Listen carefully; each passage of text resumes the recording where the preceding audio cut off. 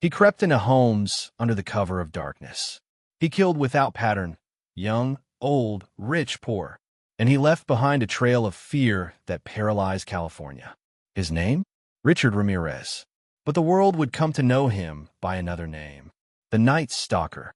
Richard Ramirez entered the world on February 29, 1960, a leap year baby born in El Paso, Texas. The youngest of 5 children, his life began in a modest home in a working-class Mexican-American family. His father, Julian Ramirez, worked long hours on the Santa Fe Railroad, but what he brought home was not just his paycheck, it was his violent temper. Richard would later describe his childhood as one of fear. His father's punishments were harsh, sometimes chaining Richard to a cross in a cemetery as discipline. Other times, beatings with a belt or fist. To a young boy, this was more than correction. It was cruelty, and it was laying the foundation for a darkness that would grow unchecked. Richard wasn't just shaped by his father's rage. His cousin, Miguel Mike Ramirez, would prove to be the most disturbing influence of all. Mike was a decorated Green Beret, a veteran of the Vietnam War. But what he carried home from the battlefield was not honor, it was horror. He showed Richard photo after photo, women abused, mutilated, and killed in Vietnam. For a 12-year-old boy, these are not just images, they were lessons. And one night, in front of Richard's eyes, Mike proved those lessons were real. During an argument with his wife, Mike pulled out a gun and shot her in the face. Richard saw blood spray, saw life drain away, and yet he remained calm. No screaming, no running, just silence. This moment forever blurred Richard's sense of life and death. After that night, Richard began to change. He withdrew further from school and his peers.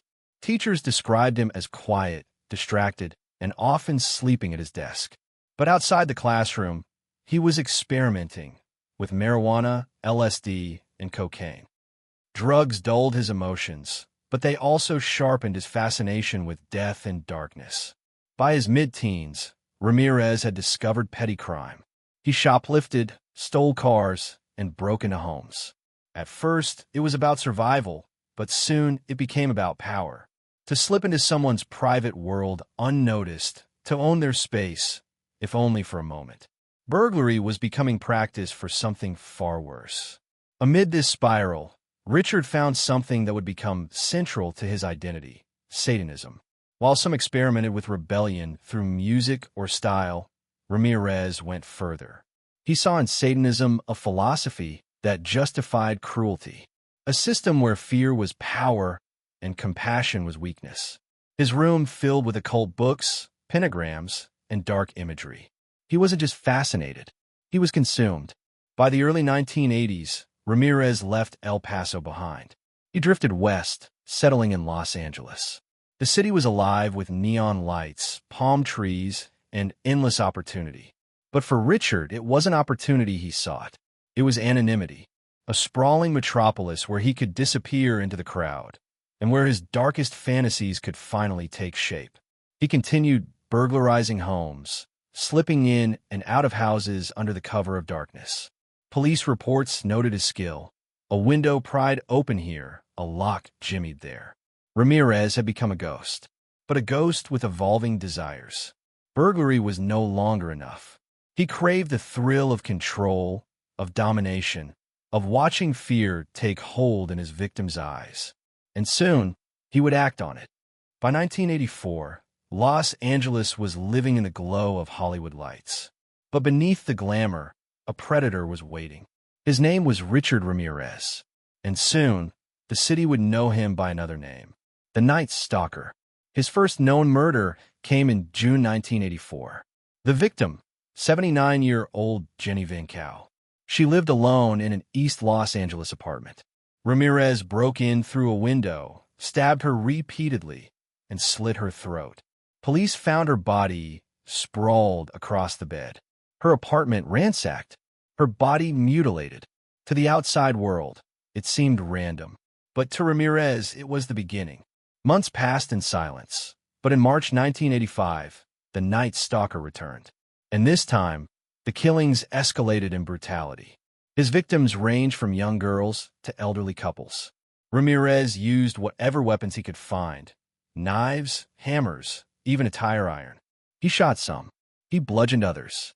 He sexually assaulted many. To him, no one was safe. No age, no gender, no neighborhood. The randomness of his attacks spread terror. One night, he targeted a couple in their bed. Another, he broke into a home, tied his victims, and forced them to swear allegiance to Satan. For Ramirez, murder was more than killing. It was ritual. Detectives soon noticed a pattern. Ramirez preferred to strike at night, slipping into unlocked windows and doors. He wore all black, his face shadowed by a baseball cap. Once inside, he killed without hesitation. Sometimes, he left his victims alive, but not before subjecting them to psychological terror. He forced them to pray to the devil. He demanded jewelry, valuables, and then disappeared back into the night. The press gave him a name: the Night Stalker.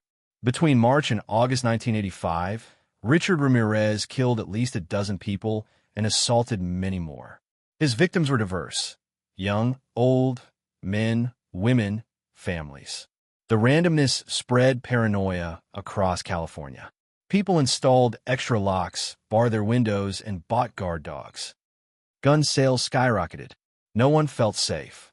The media fueled the hysteria. Every morning, headlines screamed, "The Night Stalker strikes again." Each new attack was bloodier than the last. Each crime scene more disturbing. Police urged calm, but privately, they were desperate. Ramirez left little evidence. Except one thing: his shoe. Detectives finally caught a break. At several crime scenes, investigators found a distinct shoe print. The sole matched an obvious sneaker, a rare brand in Los Angeles at the time. Only one pair had been sold in the region.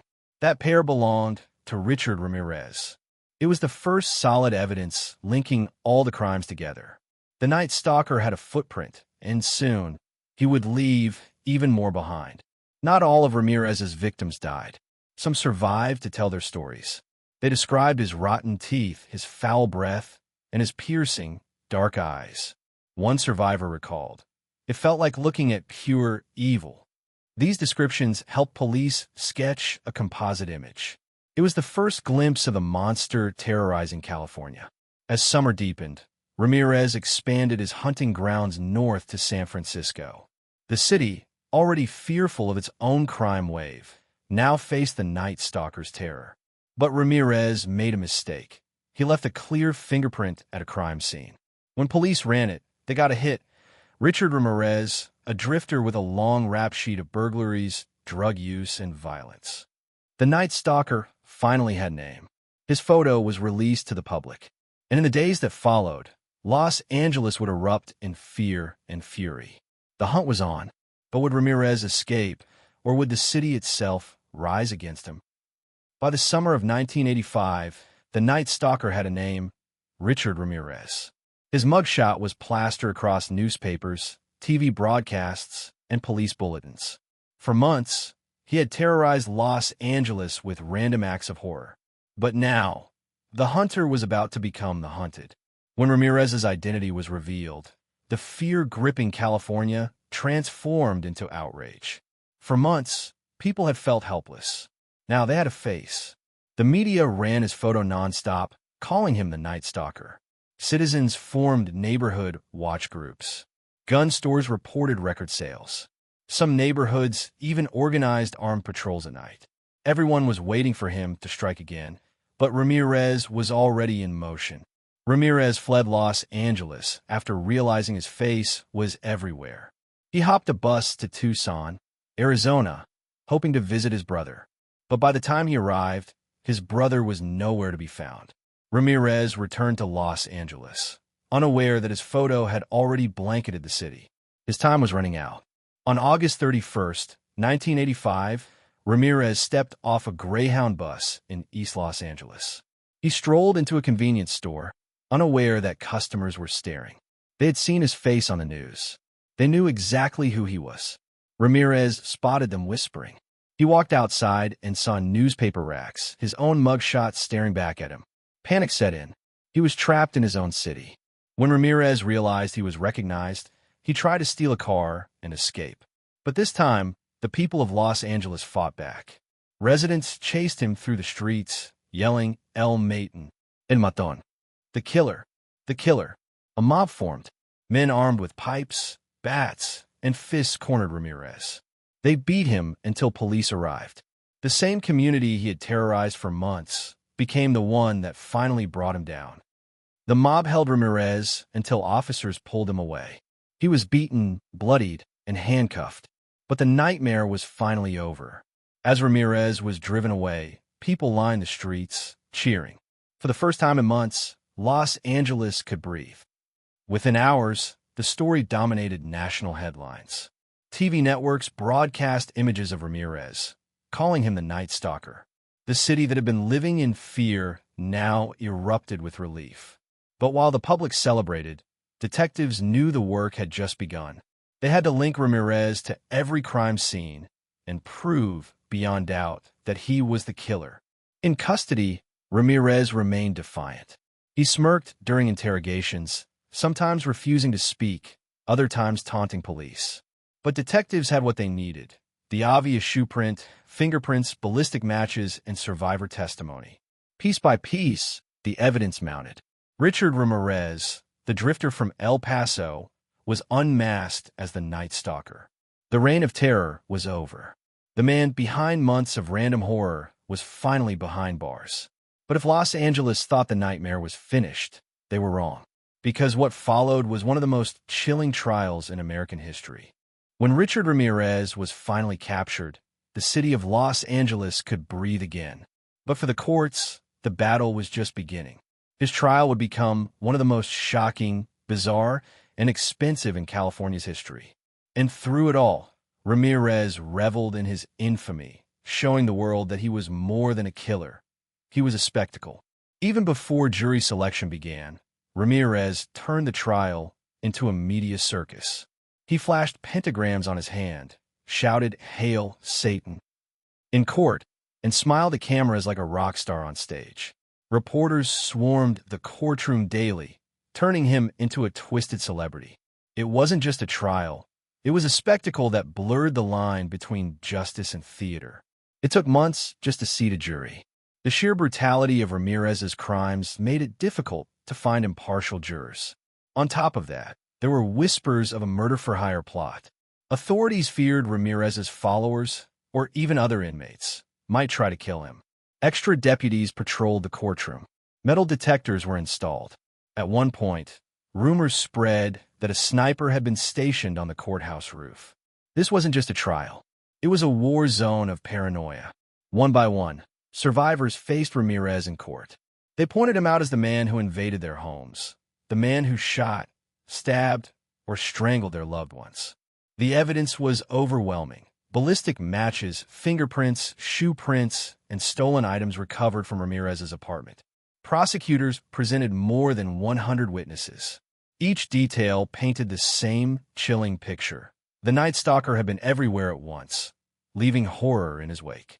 Throughout the trial, Ramirez remained defiant. He often laughed, smirked, and even flirted with women in the audience. His dark charisma drew in a bizarre following. Groupies who wrote him letters, sent photos, and even showed up in court wearing pentagrams. To some, Ramirez was a monster. To others, disturbingly, he was a cult figure. On September 20th, 1989, after years of legal battles, the jury delivered its verdict. Richard Ramirez was found guilty of 13 counts of murder, 5 attempted murders, 11 sexual assaults, and 14 burglaries. The courtroom erupted. For victims' families, it was justice, finally. But Ramirez showed no remorse. He smirked as the verdict was read, almost enjoying the moment. When it came time for sentencing, the judge handed down the ultimate punishment, death. Ramirez was sent to San Quentin's death row. His response became infamous. Turning to the court, he declared, "Big deal. Death always comes with the territory. I'll see you in Disneyland." It was chilling, bizarre, and entirely fitting for a man who had lived as a walking nightmare. Richard Ramirez would spend more than 2 decades on death row, appealing his conviction and continuing to receive letters from admirers. But in 2013, before the state could carry out his sentence, Ramirez died of cancer at the age of 53. For some, it was a bitter ending. Justice had been served, but death had come far too easily for the man who had inflicted so much pain. The Night Stalker case remains one of the darkest chapters in California's history. It is a reminder of how evil can lurk in plain sight, and how, even in the face of unimaginable terror, justice can prevail. Richard Ramirez wanted to be remembered. He wanted to be feared. And in many ways, he got what he wanted. But the true legacy of a Night Stalker isn't his name. It's the courage of survivors, the determination of detectives, and the resilience of a city that refused to be broken. If you found this documentary powerful, make sure to like this video, subscribe for more true crime deep dives, and share your thoughts in the comments. Who should we cover next? Your suggestion might be the next case we bring to life.